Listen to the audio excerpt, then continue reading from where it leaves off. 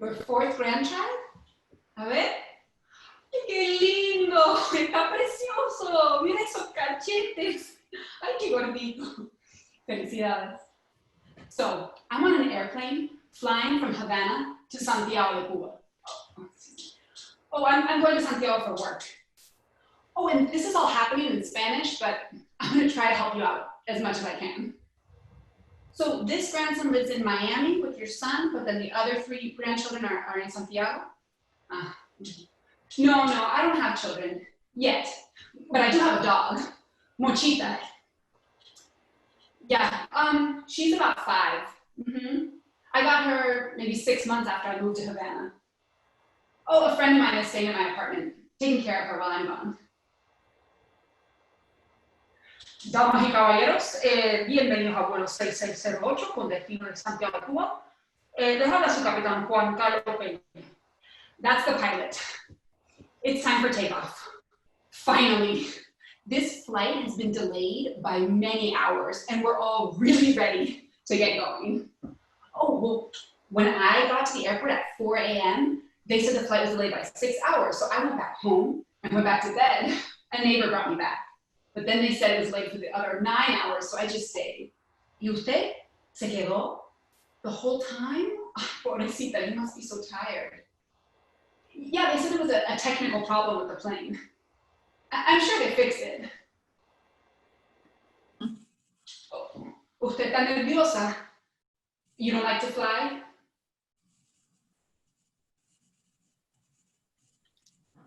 Santiago? Yeah, I've done it a couple times. Tranquila, todo va a estar bien.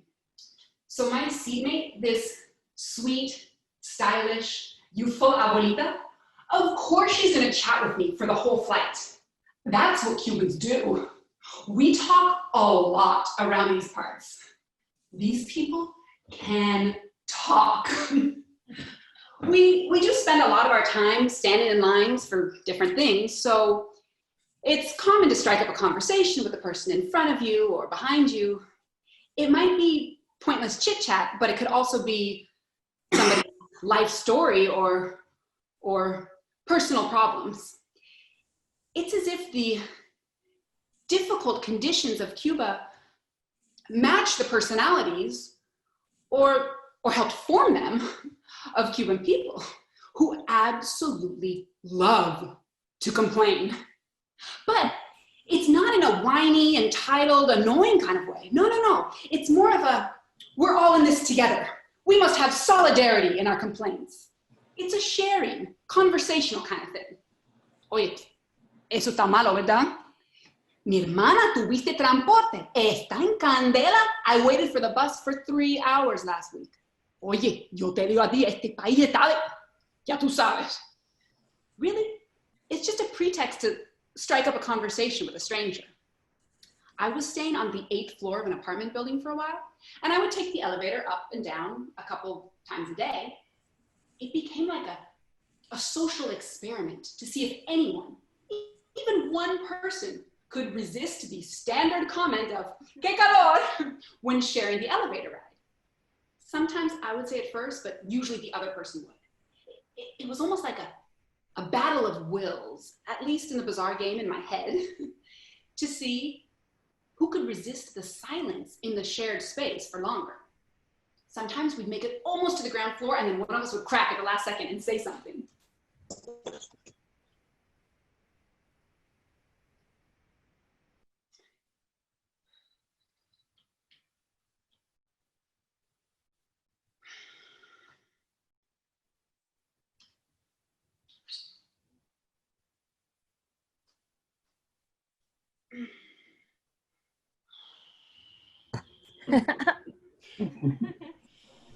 ¡Ay, Dios mío! ¡Qué calor!, ¿no? Ay, sí, mucho calor. ¡Ay, muchacha! Y eso que estamos en junio, deja que venga agosto. No, lo que nos espera de calor. Y la gente dice que por la tarde refresca con esa lluvia, pero ¿qué va?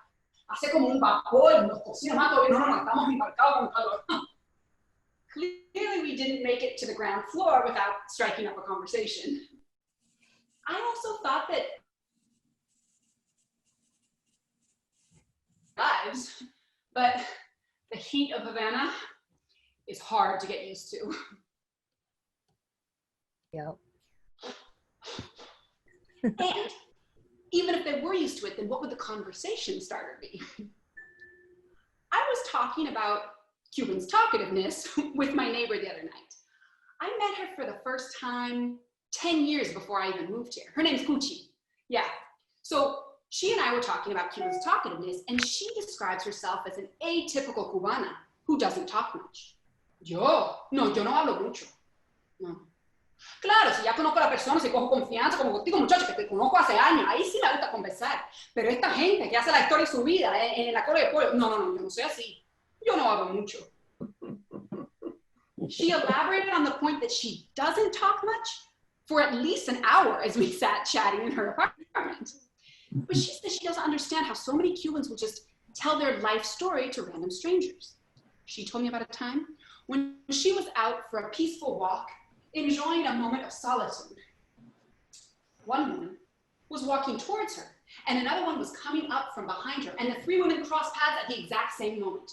One of them yelled over my friend's head, "Oye, prima, pero no te acuerdas de mí." And then the other one shouted over my friend's head, "Ay, mija, pero tú estás más perdida que nunca. Te quiero, mami, pero estoy corriendo. Yo te llamo, te quiero, chao." My friend, caught in this crossfire conversation, thought that was the end. But no. The woman who had been walking behind her matched her pace. "You see that woman? That's my cousin. She always comes around when she needs to borrow money, but once she gets that money, she disappears and forgets all about me and the debt she owed." My friend, slightly horrified, tried to quicken her pace to escape this woman, but it took several blocks and hearing the whole story before she was able to shake her. Me? I love the fact that people talk so much here.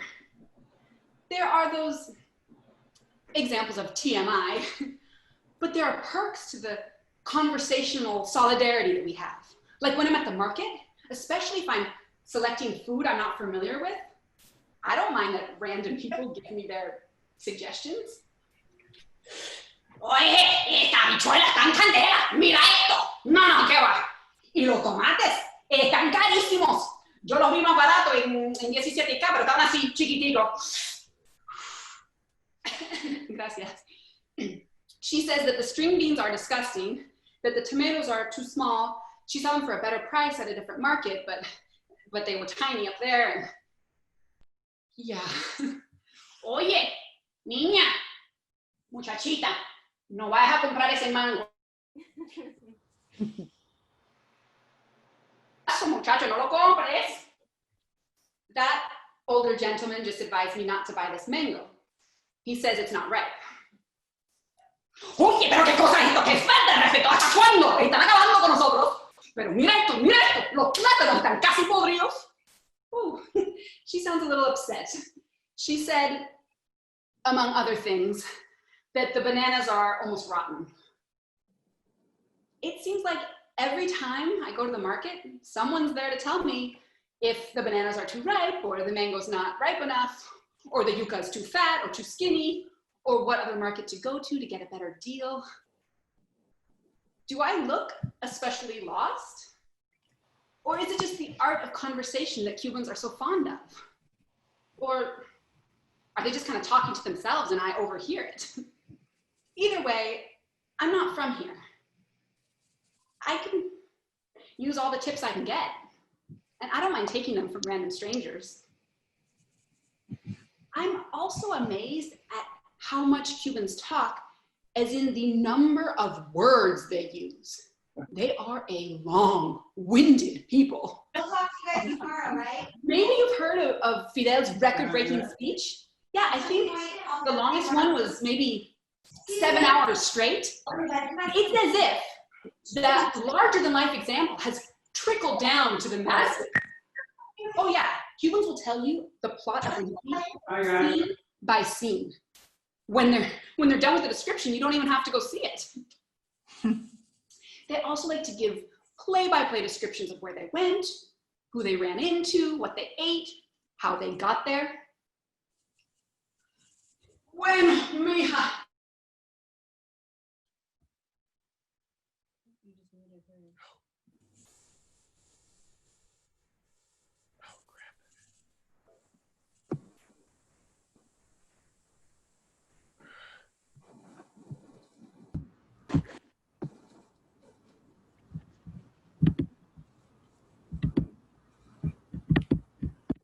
There's no sound.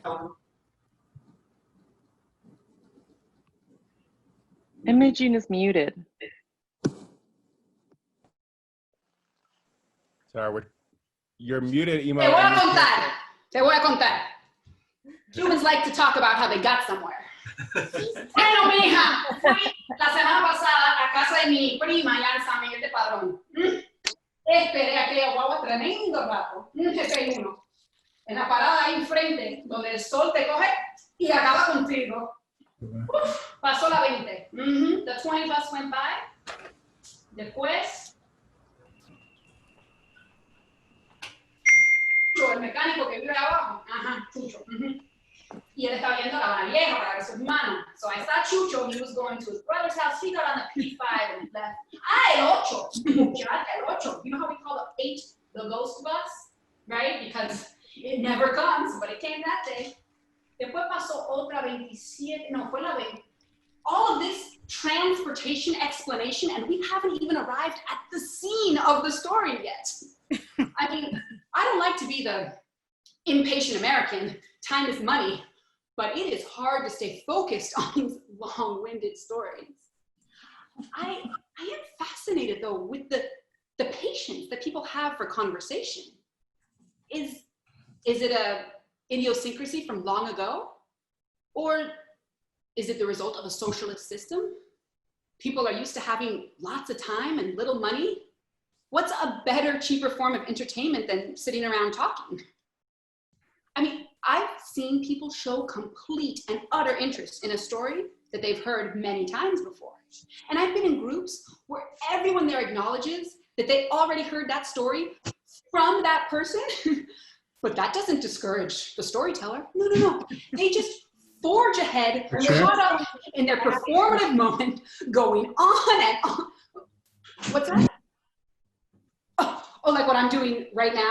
This is the stream though, right? You think that I'm This is the link. I mean, being as wordy as a Cuban? Huh. Tú no sabes nada. Let me get back to this seatmate of mine. I'm sure she has more questions. Sí, de California, Oakland, está al lado de San Francisco. Well, I've visited some of the other provinces, but I've only lived in Havana. Sí, claro. Claro que me gusta Cuba. People ask me all the time if I like Cuba, but obviously I wouldn't have moved here if I didn't like it. It's hard too. Sí, a veces paso trabajo, pero bueno, estoy acostumbrada. No, tranquila, that was just a little turbulence, that's normal. ¿Qué me estaba diciendo? Que por qué me gusta Cuba. Bueno, hay muchas razones, me gusta cómo la gente se relaciona. Like right now, look at us, we just met and we're chatting like old friends. It's true, I love all the social interaction. And people have a familiarity with each other here that just feels right. See that guy in the back? Yeah, he proposed to me like 5 times while we waited for the flight. But he wasn't really hitting on me, he was just messing around. Well, if there's one thing I've learned though living here, it's the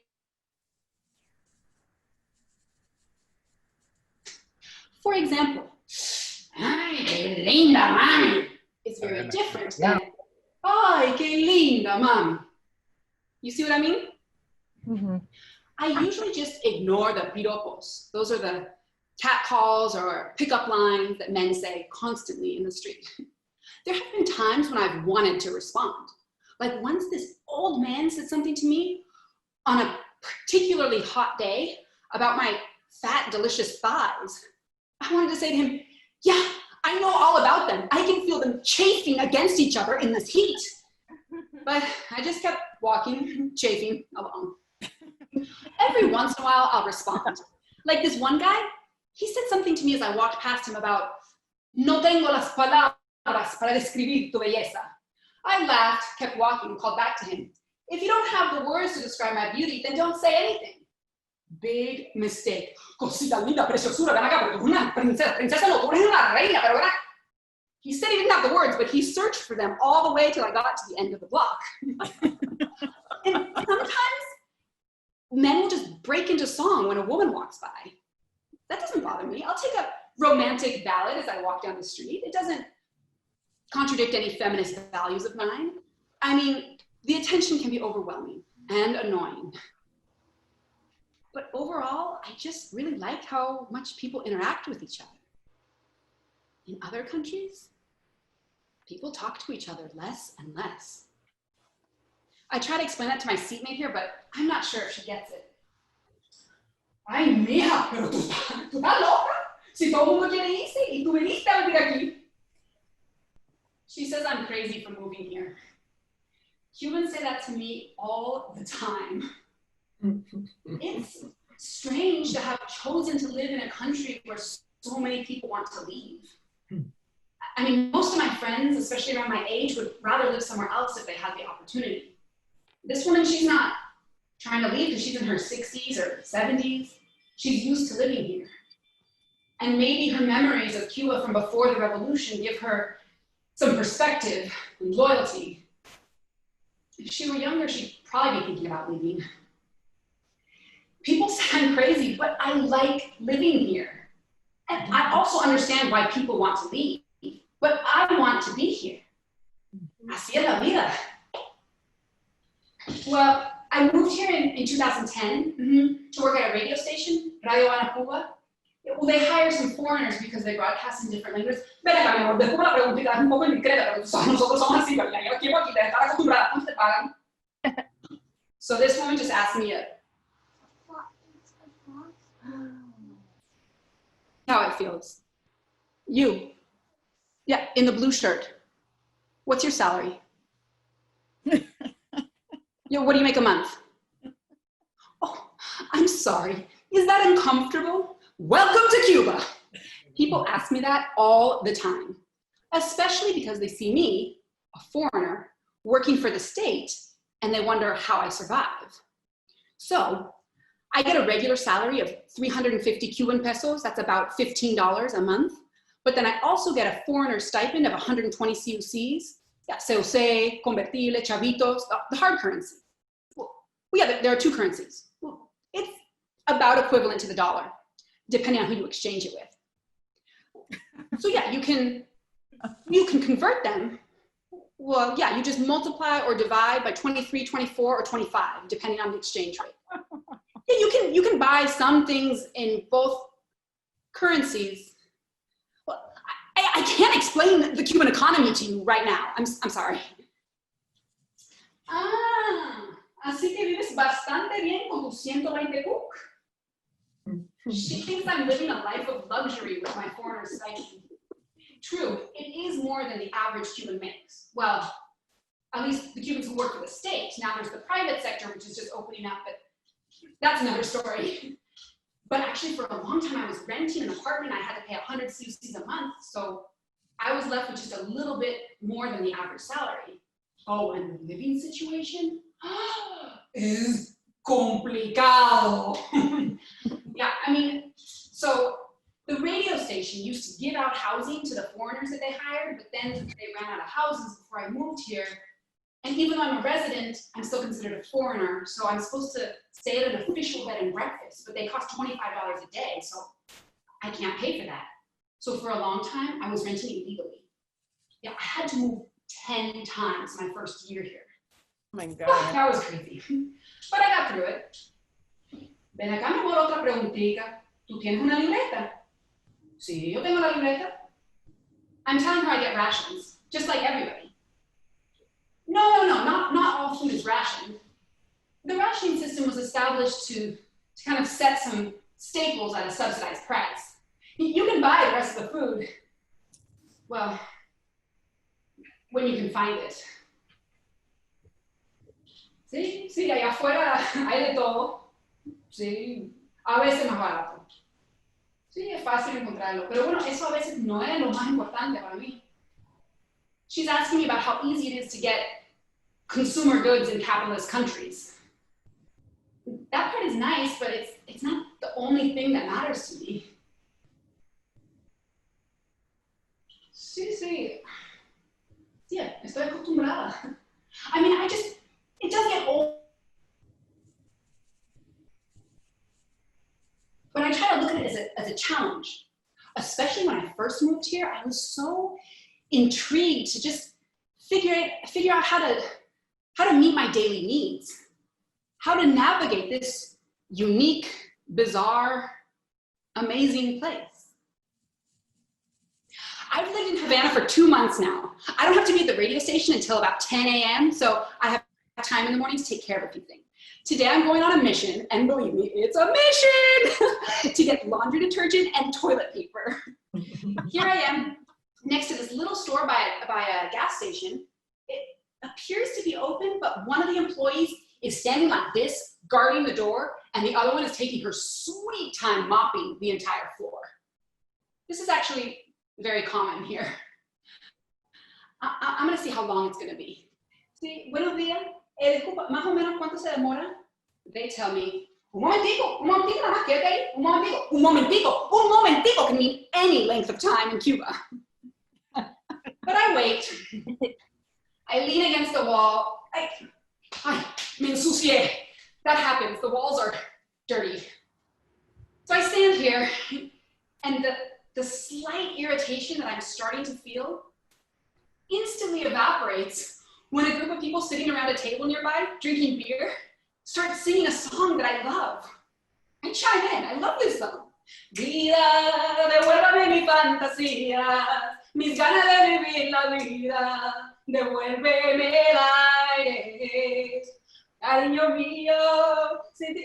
No, gracias, salud. They offered me a beer, but I'm on a mission. So supplies can be a little inconsistent. So I'm gonna see if they even have what I'm looking for. I can see the toilet paper from where I'm standing, but detergent has been a little bit perdido, MIA recently. I'm gonna ask this woman mopping.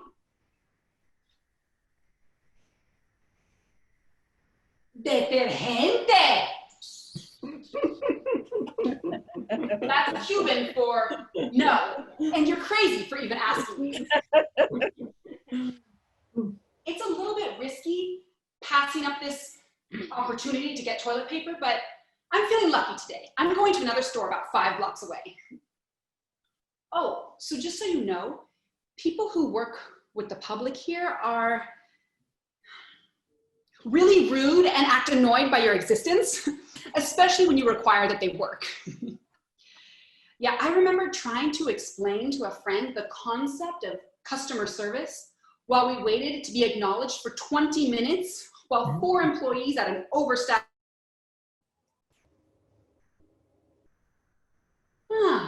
Entiendo el concepto, pero eso no lo tenemos aquí. I get the concept, but we don't have that here. I guess when an entire society is not based on consumerism, some of those customs fall away. And also, people are not that motivated to work hard with the salaries they're earning. Anyways, I'm at the second store. They begrudgingly sell me detergent, but there's no toilet paper here. Típico. They do have plastic bags though, which is not always the case. Plastic bags have been hard to find recently. The cashier looks at me with all this attitude, like she hates me. But then I make a joke about, I try to make a joke, something about the plastic bags being more valuable than gold. And she laughs and says, "Have a good day, beautiful." I think about Cubans' personalities, if you allow me to generalize for a moment. They can be so aloof and condescending, have so much attitude, and then they just flip on a dime and they're the most loving, open people ever. Like this one time, my friends and I always eat lunch at the comedor. That's the dining hall at the radio station. We were waiting in line for our food, and the kitchen staff alternated between ignoring us and glaring at us and grumbling to each other, loud enough for us to hear, about how we always come right before closing time, which is when they pack up all the food to take with them. They told us they had run out of taro root, so we went and sat down without it. But then just 1 moment later, one of the kitchen staff came out with a big pot and started heaping huge portions onto our trays. Come, mi vida, aliméntate, que tú trabajas mucho, te estás alimentando. Tú, muchacha, tú estás flaca, come, mi vida, aprovecho. The kinds of personality shifts I'm talking about. So after procuring my detergent and my plastic bag, I realized I'm not gonna have time to go back to the other store. Punctuality is not very common here, but I'm new at my job and I still try to be on time. So I'm headed home trying to convince myself that toilet paper is for the imperialist anuses of the first world. But I have gotten used to it. I stop at a market right next to my apartment and I buy 2 mangoes. Oh, qué rico huele. This man comes up to me and intensely asks me where I found laundry detergent. He has seen it in my precious plastic bag. Oh, that's common here because it's such a mission to find things, so people ask strangers where they found something. I've seen men checking women out. Ay, qué rico, mami. Undressing a woman from head to toe with his sleazy gaze. Ooh, until his eyes land on her plastic bag and he strains to see what she got in there. And a plastic bag, so I'm feeling pretty good. Let me get back to my seatmate. I'm sure she has more personal questions. Oh, it doesn't bother me. I'm used to it. No de una persona, de país, de Cuba. Me enamoré de Cuba. She's asking me all kinds of personal questions, like if I moved here because I fell in love. Everybody assumes that I fell in love with some sexy Cuban man, but I fell in love with a country. That might sound strange, but that's how I feel. Sí, bueno, después de irme de la radio, hice una maestría en la universidad. ¿Cómo? Sí, estuve casada por 3 años, pero ya nos separamos. Ven acá, aclárame la duda, porque como la extranjera le gusta la pinta, ese marido tuyo es negro. I was trying to tell her about the master's degree that I got at the University of Havana, but she just wants to know if I have a black boyfriend. She wants to know if I fulfilled the stereotype of a foreign woman being with a black Cuban man. I did. But that's not the point. But Cubans are racist. Blunt and racist. Not like Americans who are gently, hypocritically racist. Well, obviously, I'm not talking about the white nationalists running rampant across the nation in the White House, but those other Americans who don't seem racist except for those subtle little comments. I think the term is microaggressions these days. Oh no, Cubans are unapologetically racist. So when the black husband and I split up, neighbors I had never even talked to in my life came up to me and said, "Ay, mija, búscate un blanquito bonito. Go find yourself a nice white boy." That brought out the contrarian in me. Made me want to find the blackest man ever. I'll show them. As if my relationship could somehow confront the racism of the world. But man, those questions got to me. Oh, but Cubans, even when they're not being racist, they're just unafraid to describe someone based on their physical appearance. Ah, sí, la negra, gorda, ese blanquito narizón. That's normal here, but it sounds a little jarring in English to say that fat black woman, that skinny white boy with a big nose. Pero aquí es normal.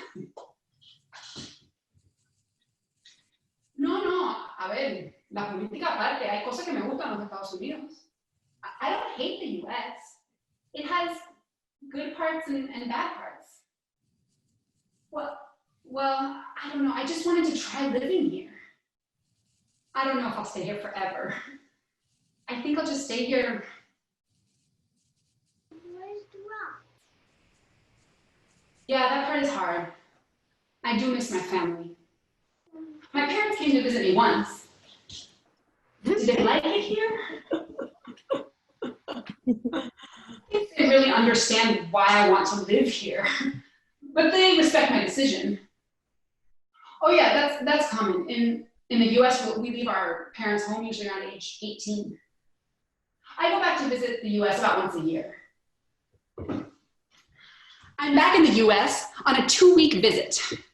I've actually only lived in Cuba for 3 months, and I wasn't planning to come so soon, but it's my mom's 60th birthday, and I wanted to surprise her. I'm glad I came back, but I'm so anxious to get back to Havana. I feel like I'm just getting started in my life there. So here I am at the Cubana Airlines check-in counter at the Cancun airport. Oh yeah, I always fly through Mexico. And I actually don't tell the customs agents in the US that I've been in Cuba. I think that's illegal. I don't know. Anyways, I'm back here in Cancun, and before I even set foot on my Isla Querida, the chaos that defines Cuba has already begun. The line, if you could even call it that, is more like a horde of desperate people crowding into the check-in counter. Oh, there's things everywhere. Yeah, Cubans going back to the island will bring 8 or 9 packages, often paying huge fees and overweight. Yeah, oh, and the other thing? Oh yeah, I see here, wrapped up bike and car tires, and and a bicycle, strollers. Oh, peanut butter. I should have brought peanut butter. Canned food. Oh, and suitcases. They're everywhere. I think about the items in my suitcase. I'm bringing electric shavers, flavored lubricant, and a DVD burner. Those are requests from friends. For myself, I'm bringing a cutting board, a blender, a lifetime supply of dental floss, many kinds of deodorant, and a raft. I'm a little bit worried about that last thing since a raft is kind of a loaded item in Cuba, but I think I'll be able to get it through customs. I think back to my last few days in the US and my consumerist binge. I started out by shopping in my parents' kitchen. Do you need 2 of these? I'm gonna take this. It's crazy how much stuff is accumulated in the land of excess. Oh, I'm not saying that in some self-righteous, high horse, minimalist, socialist kind of way. I like stuff a lot. Crazy. I mean, being gone for just 3 months, I realized how excessive everything is. I mean, I had a moment, wide-eyed, wandering around Ace Hardware, looking at the nuts and bolts and dish towels and cleaning products. Back in Cuba, I have one little package of powder detergent. Oh, maybe you remember how hard it is to find? Yeah, I use that to clean my floors, do my laundry, wash the dishes, and clean the toilet. Brush your teeth. I try to stock up as best I can, but you can only fit so much capitalism in a suitcase at one time. So back to my journey home to Havana. Ooh, I like how that sounds, home to Havana. I mean, I'm just so excited. I actually get through the immigration checkpoint really quickly in Havana. When I moved here back in May, I was a little let down by how anticlimactic it felt. I mean, I fought for my visa for 1.5 years. I was so persistent. I've never wanted anything so badly in my life. And then once I got it, they just put a stamp on it and ushered me through. Yeah, es todo, ¿puedo pasar? I wanted to tell them, but I prayed for that visa. And I'm pretty much an atheist. I lit candles for it. I cried for it. I willed the Cuban bureaucracy to happen with my mind. But they didn't seem interested. This time, it's a little less significant because I finally have my residency here. So now I just have to go through customs, get my huge suitcases. Oh, I have a little confession to make. I usually try to have my baggage weighed by a male employee because they often let me go through for free. I don't like to fall into that dynamic of manipulating men by charming them, but it's so easy here. And it saves me money. I guess there's a financial limit to my feminist values. So I take my 3 huge suitcases over to the nearest male employee, and I assure him, no, I am in fact an American who lives in Cuba. Sí, mira mi carnet. No, yo nací allá, pero vivo aquí. Whether charmed by me or just confused by my status, he lets me go through for free.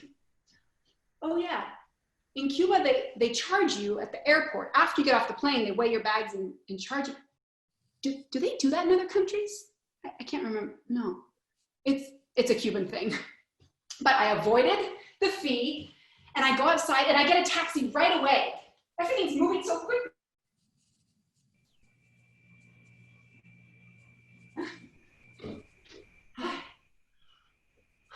Qué calor, ¿no? Always a good conversation starter. Ay, mija, agosto es insoportable. That segues into a conversation about life's struggles in general. And that's when the taxi driver and I both say the most common Cuban expression at the exact same moment. No es fácil. It's not easy. Something that can be said many times a day in reference to the constantly challenging circumstances. The taxi driver's in a pretty positive mood though, because he says to me, Ay, mija, no es fácil, pero tampoco tan difícil. along those same lines of looking on the bright side of things, he starts singing along to these optimistic lyrics of a famous song on the radio. Oh, escucha eso. Oye, abre tus ojos, mira hacia arriba, disfruta la cosa buena que tiene la vida. I know this next part. La la la la la la la la, la la la la la la. I feel like I'm on top of the world. The wind is blowing through my hair. I'm back home in Havana. Everything's going so smooth. No, ¿qué pasó ahí? Oh, he's drifting. ¿Pero qué pasó? He's on the shoulder of the road. We crash gently into a wall. The car is 60 years old, so we weren't going very fast. We're not hurt. ¿Todo bien? Los frenos y la dirección? Yeah. The steering and the brakes went out at the same time. I mean, we're not hurt, but I should have known. It was all too efficient to be true. The taxi driver unbuttons his button-up shirt and gets to work fixing the entire car. I sit here, Muriéndome de calor. and I think about how useless and unhelpful I am. I mean, I would just call AAA in a situation like this. You? Well, maybe I'd call my dad. Wait, what's happening? Do you see that? Do you see those sparks? Is he welding? What is happening? Oh, I see. Apparently he's carving the tool he has into the tool he needs with a machete. Humans are very innovative when it comes to fixing things. Oh, here comes another taxi driver. He offers me some primitive looking tools, but they seem to be helping. I think he's fixing the car. Oh, here he comes. Let's see if he still has that optimistic attitude. Todo bien?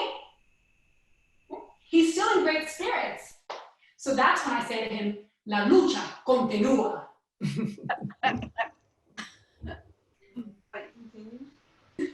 And he looks at me to see if I'm being facetious, but I'm not using this revolutionary rhetoric sarcastically. La lucha has come to mean the struggle of daily life. When we get to my apartment, I ask him to park around the corner. Since I'm renting illegally, I'm trying to keep a low profile. I mean, who am I kidding? A foreigner with 3 huge suitcases? But maybe it'll help, I don't know, to not have a taxi right there. Ay, ¿qué tal? One of the borrachos who's always drinking on the stoop of my building offers to help me up the stairs with my suitcases. I follow him up the stairs through an intense cloud of cheap rum, and I think how happy I am that I'm getting to know the people in my neighborhood. Ay, gracias, señora, hasta luego. Oh, estoy en mi apartamento. Ay, qué calor hace. ¡Hay agua!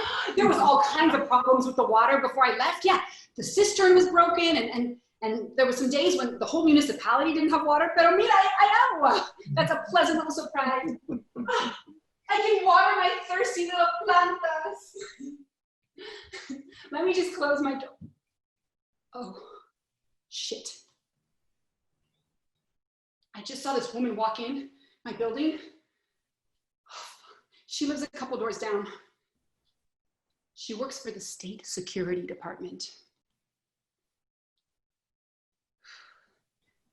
The owner of this apartment, who rents to me without a permit, has advised me to avoid this woman at all costs.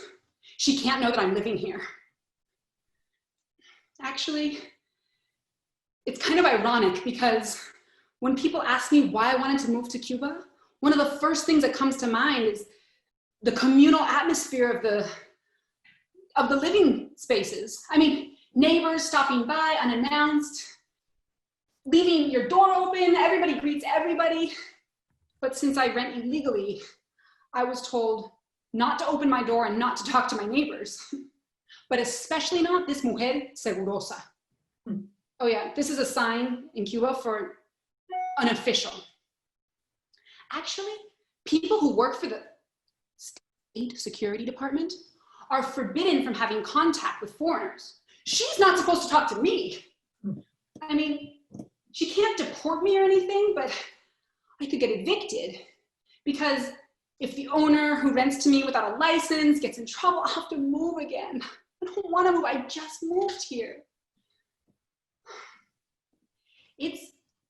It's hard to know what to expect from authorities here. There are so many contradictions, just like everything here. Like when I first moved here, I was approved by the Central Committee of the Communist. Wow. My residency and work at the radio station. But then my friend, who I was going to live with temporarily, took my information to her boss just to register me at her house. She came home with a scared look on her face. I'm sorry, mi amiga, but you gotta go. My boss says under no circumstances can I have a foreigner, especially una americana, living here. No. No, este país está de pinga, yo te digo, me encabrono porque tú eres mi amiga y esta es mi casa, pero el Estado me dice que no. They say it's because I work at a political entity with classified information. You think I remember that shit at the end of the day? I don't remember that. I'm not a communist. I'm not even in the party. I don't believe in any of this shit. But I can't lose my job. Mija, discúlpame. I'm sorry. You gotta go by tomorrow. That was the first time I had to move, but not the last. Sometimes laws here are enforced with strict militaristic rule, and other times, todo un relajo. I mean, there's so much chaos, so then nothing gets enforced, and then there's corruption and bribery, so you can count on that sometimes. You just don't know how it's gonna go.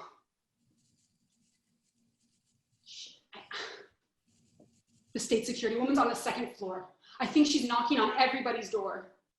I don't know what I should do. I feel like I have to open the door because I think she saw me come into the building and she knows I'm here. I could pretend I'm Cuban. Sí, dime. She'll hear my accent. I move like a foreigner. She won't buy it. I could say I'm just staying for a week. What if I pretend to be deaf and mute and don't say anything?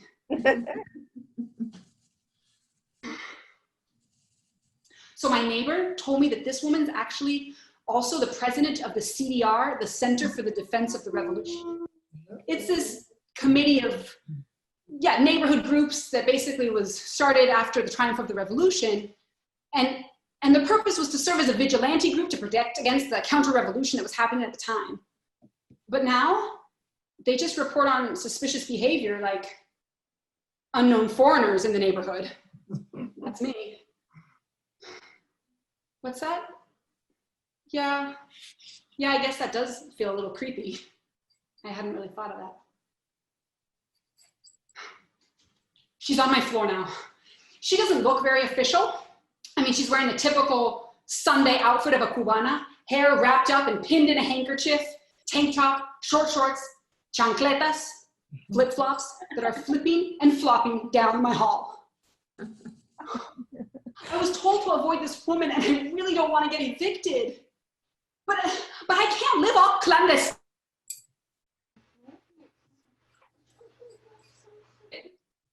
I can't be afraid to talk to people. I love talking to people. She's getting closer. I'm done with this. I'm not gonna hide out anymore. I'm opening the door. She just knocked. Sí, buena. La Cardosa. El 28 de septiembre. 3 pesos cubanos. Sí, cómo no. Aquí lo tiene. She's gone. She's just collecting 3 Cuban pesos from everyone on the block to contribute to the caldosa. It's a stew they cook every year to celebrate the anniversary of the Center of the Defense for the Revolution. She doesn't care that I'm foreign. She took my 3 pesos and left.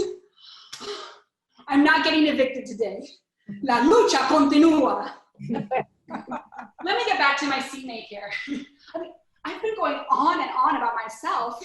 Granted, she has been grilling me as per usual with everybody I meet here. But let me try to ask her about her life.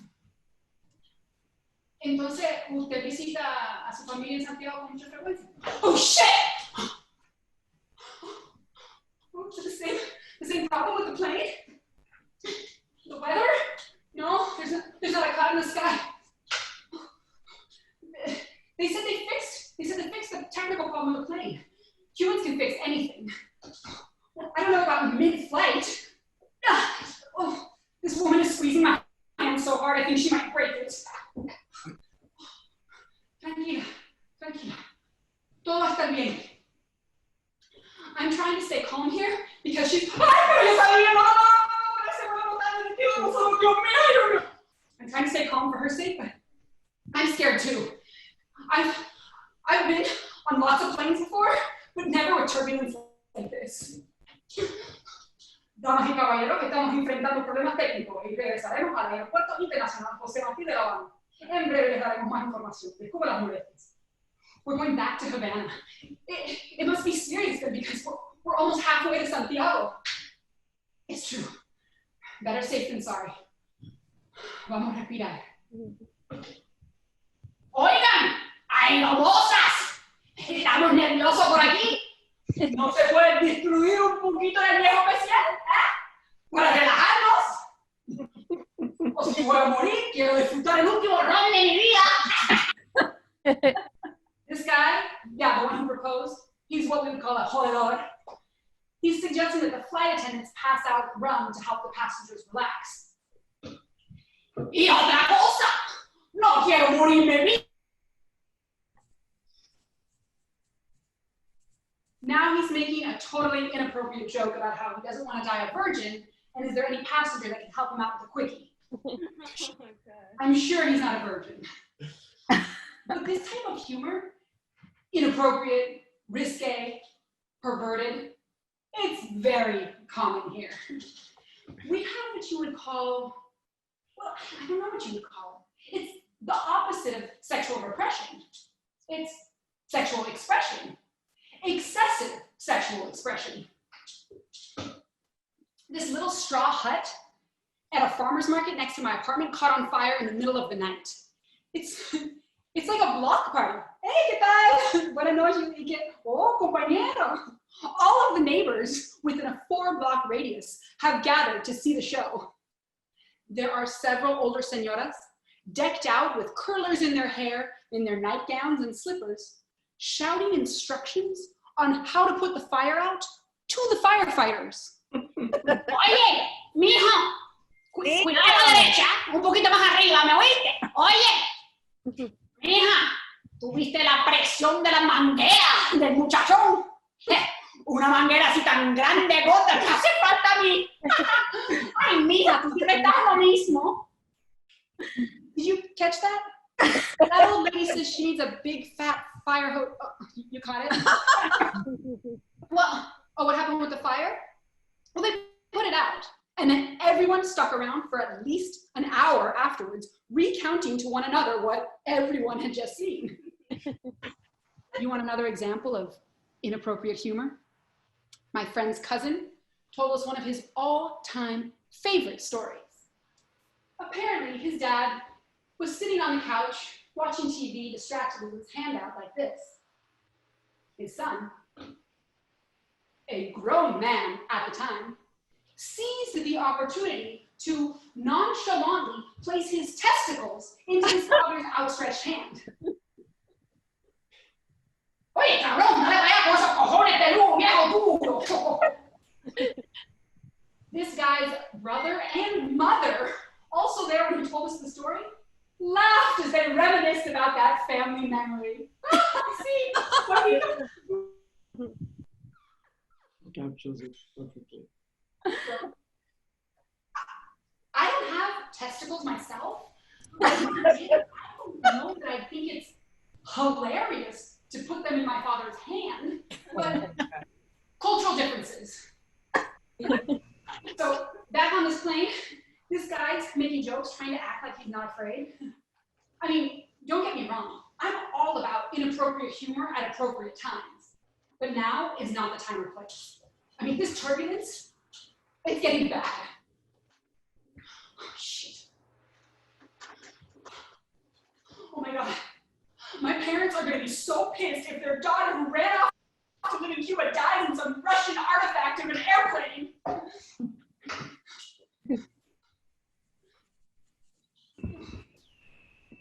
Do you remember? So there's this toddler sitting behind me.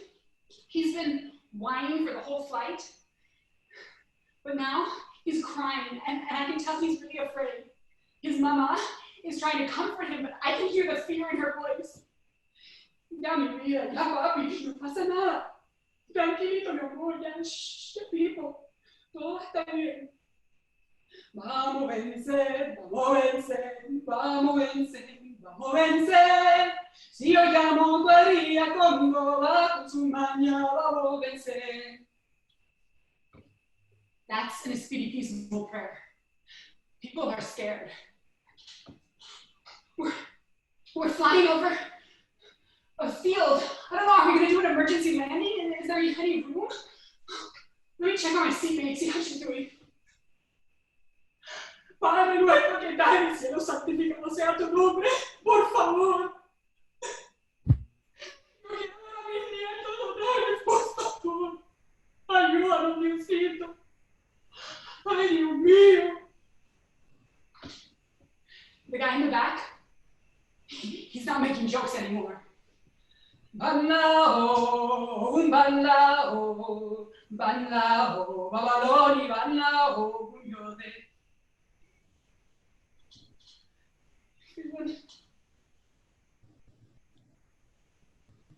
God, I'm sorry I never really totally believed in you, and that I only talk to you when I need something.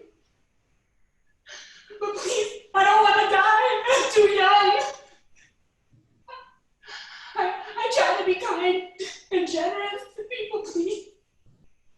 I promise if you help us get through this, I'll talk to you, not just when I need something. But not just me, this whole plane full of people. Humans have struggled so much.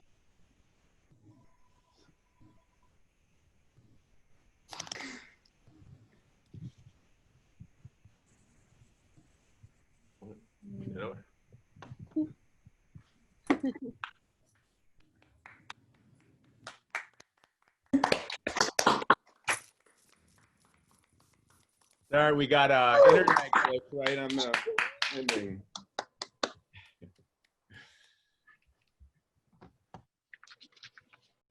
Alyssa, can you spotlight it on emo again? He disconnected Oh, right at the end. her plane must have crashed. Darn it. Hasn't finished. All right.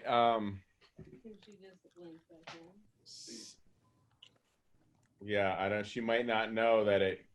She might still be performing. If her phone's probably off, but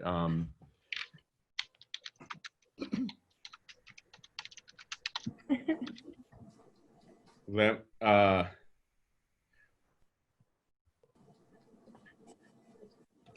it's right. Oh, here's okay. She's calling me. Hey, Emo. Okay. Oh yeah. Okay. What's her name? Yajaira de la Torre. Okay. Normandy Salvatierra. Okay. So Emo's computer crashed, and we're gonna put it on her friend's computer, who's her with, and it's Ida. If we can spotlight. Yahaira. Haida, All right. Imo, we thought your plane crashed. Okay, we're looking for it. There's over 50 people in here, so can you say the name one more time? Aida de la Torre. Aida de la Torre. Okay, Alyssa, can you help look for Aida de la Torre? Yeah, Haida with Y. Y-A-C-C-A-I-R-A. Why? I'm raising my hand Okay. on her computer. Oh, What are you supposed to do? let's see. What is it for that? Yeah.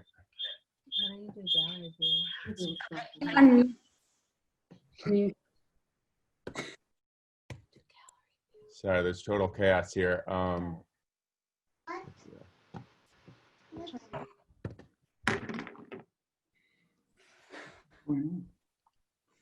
Yeah, I'm still looking for somebody.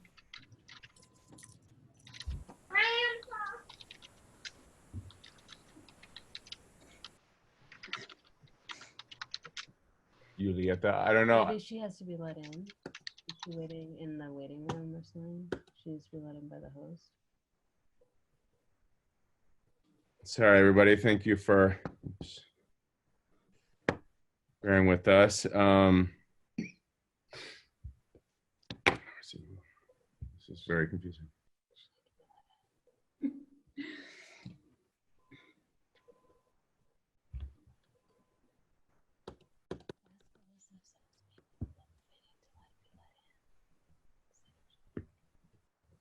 Oh, Alyssa, is someone being waited? Someone trying to get in, being waited to let in? No. Yes, right. Okay, well,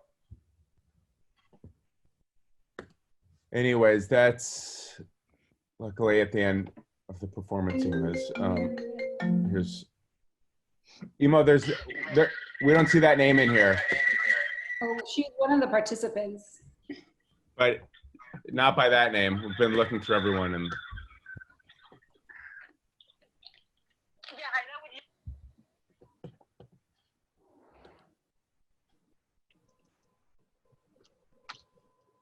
Can Imo talk on the microphone and she'll pop up as the speaker in Yahida's?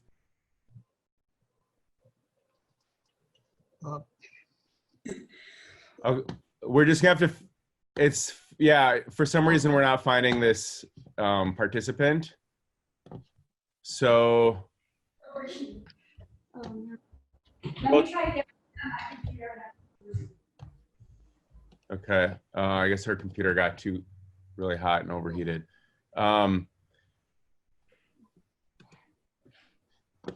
Okay, well, let's try to get you back on, and we'll do a Q&A. If people want to stick around for the Q&A, please bear with us. We should hopefully somehow get Imo on soon. She's trying to see if her computer will start back on. Otherwise, I think we still got a really great performance of it. I personally enjoyed it, and hope you did too. I'm here. Oh, okay. Yay.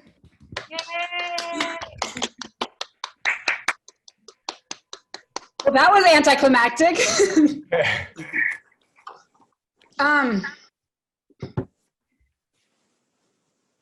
How much did you have left? Maybe like 10 minutes.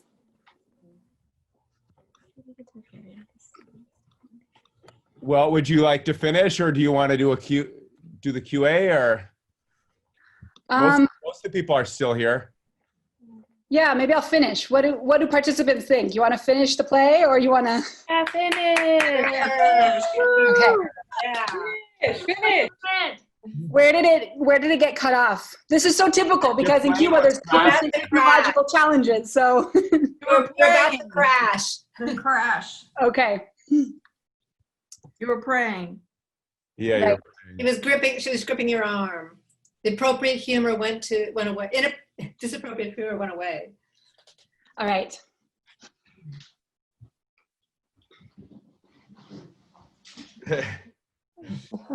New stage set change. God, I'm sorry. I never really believed in you. And And I only talk to you when I need something, but please, please help us land. All these people, Cubans have struggled so much and shown their resilience again and again. And stood up to the biggest imperialist power in the world. And kept their decency and kindness and dignity. Please, I don't want to die. Please give us a break. We deserve a break. I think we're about to land. Are there any oxygen masks? Are they supposed to be up here? I don't want to die. I've always felt so invincible. I know it's stupid.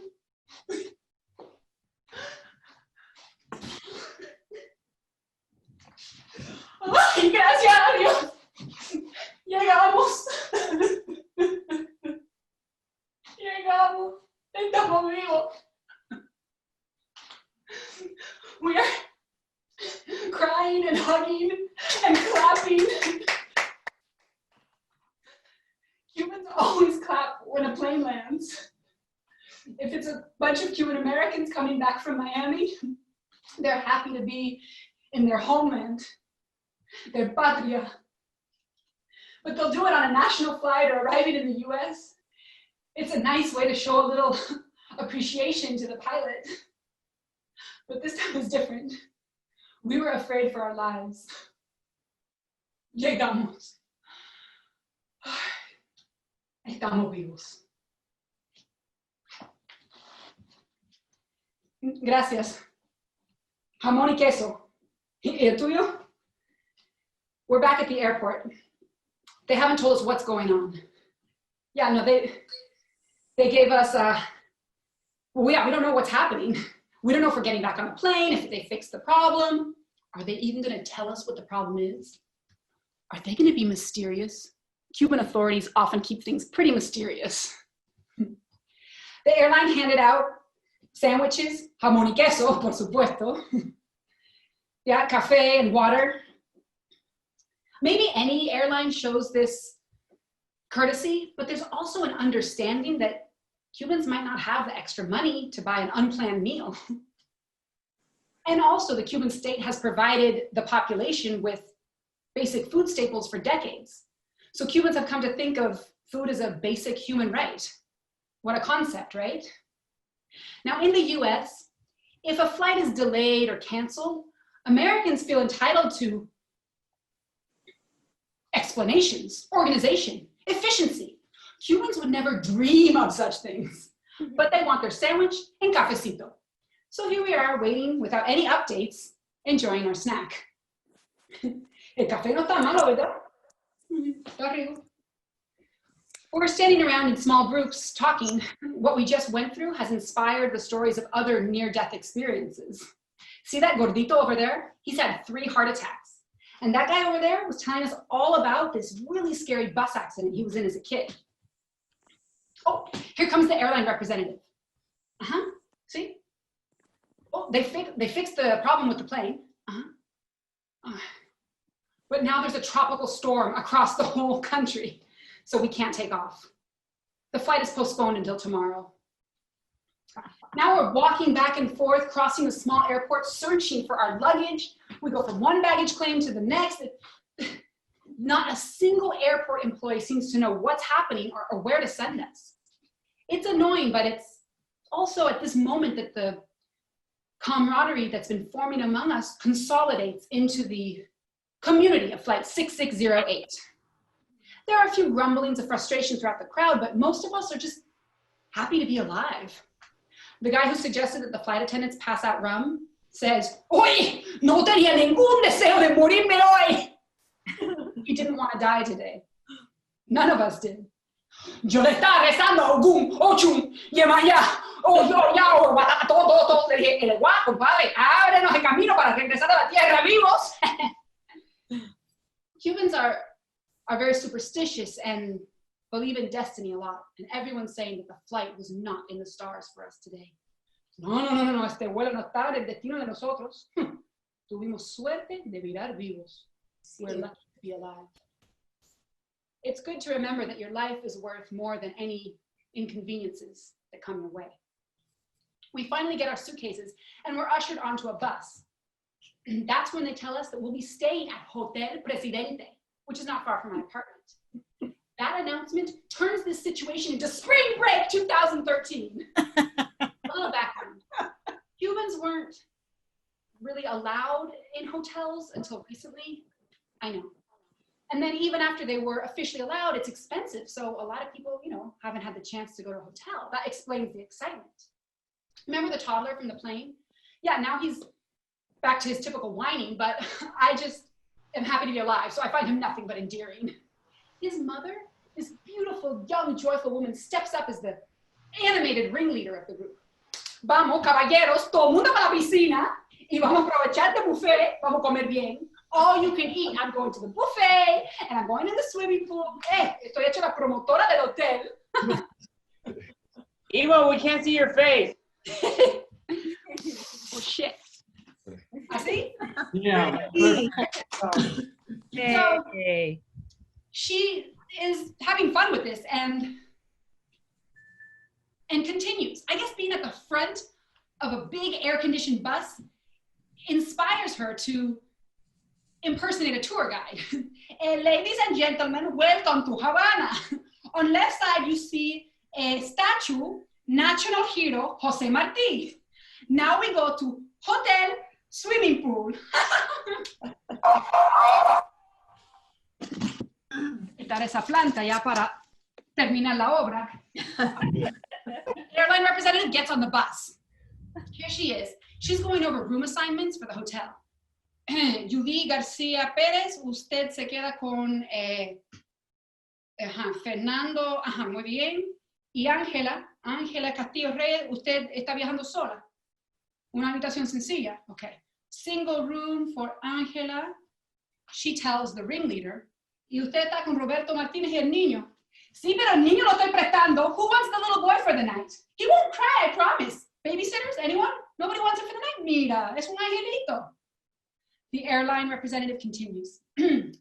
Daniel Hernández, usted está viajando solo. Si quiere te pongo en la habitación con Ángela. Más interesante, ¿no? No quiero que se me aburra. I don't want you getting bored on me. Now the airline representative is playing matchmaker with the passengers, suggesting that these two 80-year-olds who are traveling alone share a hotel room to have a little fun. Now that is very Cuban.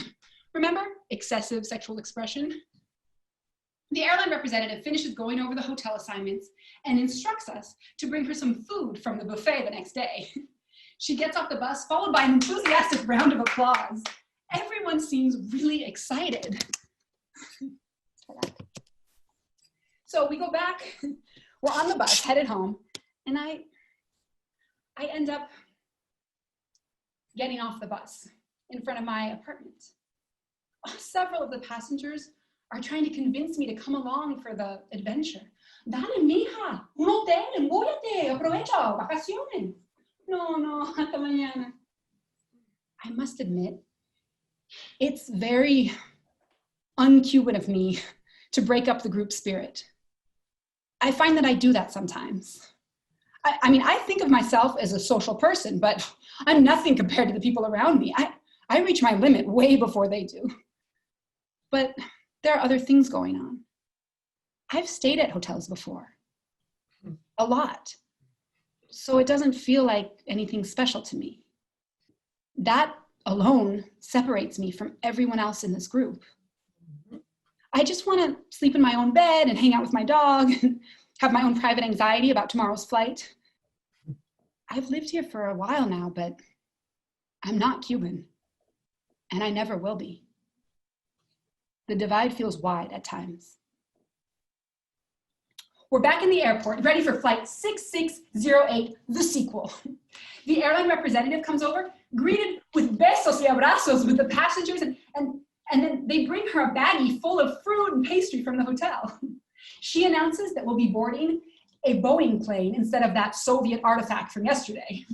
Then she passes out a questionnaire about the airline service. On a scale of 1 to 5, how efficient was the airline? They didn't give us updates. Nobody knew where our baggage was. But the representative is so sweet and everyone's just, I don't know, I'm just satisfied with something. I guess it's what we would call calor humano. I can't bring myself to give a bad review. 5. Oh, my abuelita seatmate from yesterday comes over to join me and tells me all about the options at the buffet. Ay, mija, lo que te perdiste, había carne de todo tipo, toda una cantidad de carne, y pizza, espagueti, y helado. Lo que tomé helado, seguro subí 5 libras ayer. But then she starts questioning my choice to live in Cuba as if she has some newfound evidence to back up her claim. Mija, pero después de esa locura que tú viviste, ¿tú quieres seguir aquí? Ay, mijita, tú tienes alma de pasar trabajo. Tú eres masoquista. She calls me a masochist for wanting to live here and questions how long I'll last. I look around at the community of Flight 6608. Wait a minute. There are some new passengers on this flight. Imposters. They don't know us or understand what we've been through. But let me focus on the original passengers. I'm looking at this little screamy toddler, but he's laughing now. Is this whole airport experience just one of the many, many chaotic things he'll go through in his life? Of disorder and dysfunction and confusion in a country where nothing works and no one gives any answers? But look at how resilient he is. I mean, he's having the time of his life. He's getting pushed around on a luggage cart and getting a piggyback ride from that older kid. Wait, are they related? Ellos son familia. No. They just know each other from this whole airplane situation. Over here,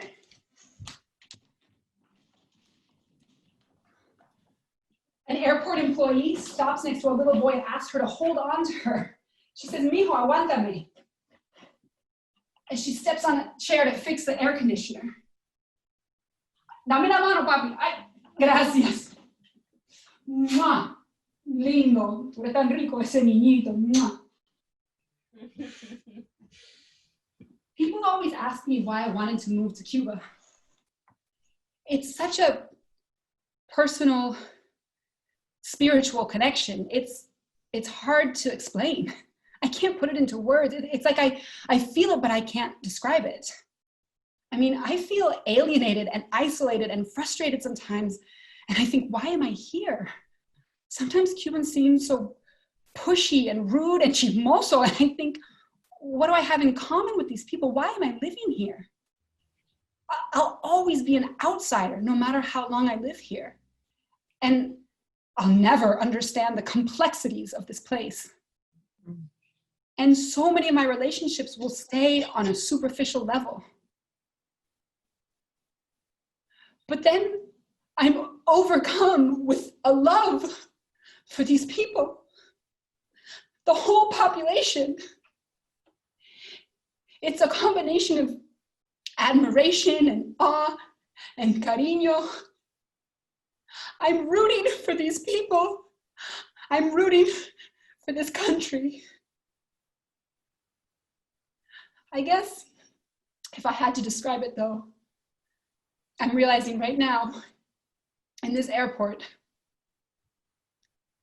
I like living in a place where you can see strangers interacting with each other and mistake them for family.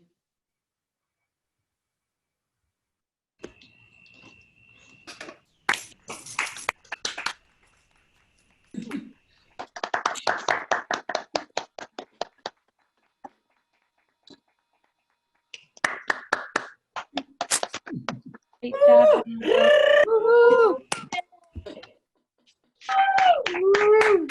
Bravo. Thank you for those of you who stuck through the technical difficulties. Most people are still here. Wouldn't miss it for the world.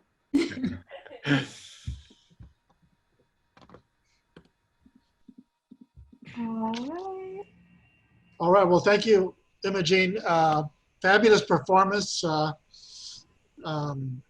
and everybody just was glued to the television, to the monitor. I think all of the different things that happened were really pretty cool. We have a few questions, I think. Maybe I have a question here. Do you know how many U.S. expat live in Cuba? That's a state secret. It's a state secret. When I first moved there, there were many fewer than by my later years. But even then, when I was doing paperwork at immigration, I tried to ask them, and they were very mysterious. And they said, "Oh, sí, unos cuantos." And I said, "Sí, pero más o menos cuantos." And they're like, "Oh, unos cuantos." And they would not release that information. But I was not the first. I've known there are people who've been there for 20 years and 30 years from the US. And then many more in the last like 5 or 6 years, maybe since 2014. When was the last time you were there?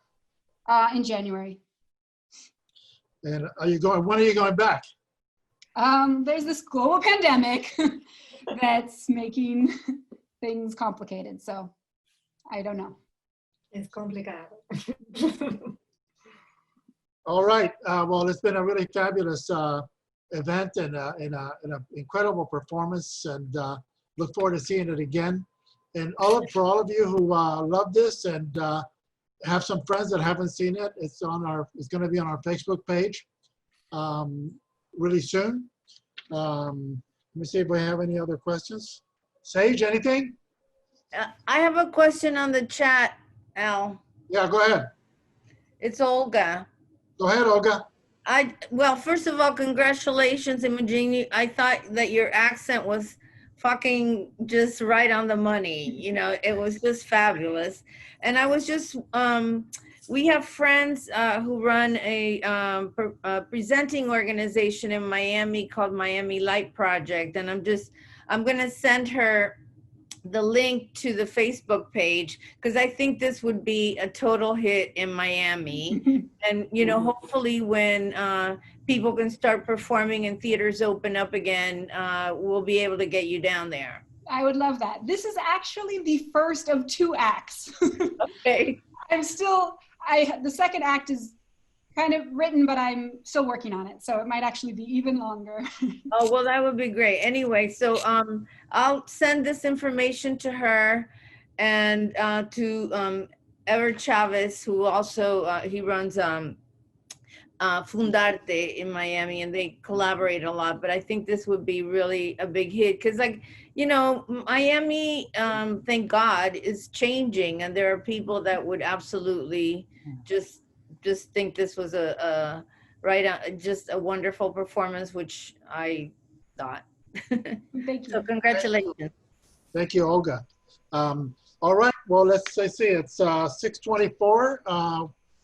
This is so great. We went over 24 minutes and it was really, we didn't even miss it. So thank you again, Imogen, and thank you all for attending. Remember that next Friday, the September 18th, we have David Guggenheim, the ocean doctor. You can Google ocean doctor, you'll see what he does. He's been working over 25 years in and around the waters around Cuba, restoring the ocean. And he's going to talk about his work and the beautiful ocean around Cuba, and also about an update about Atlantis. I don't know if you know, but Atlantis has now been discovered at the west tip of the island. So it should be interesting, and it's coming up Friday, September 18th. Imogen, again, thank you very much for your performance.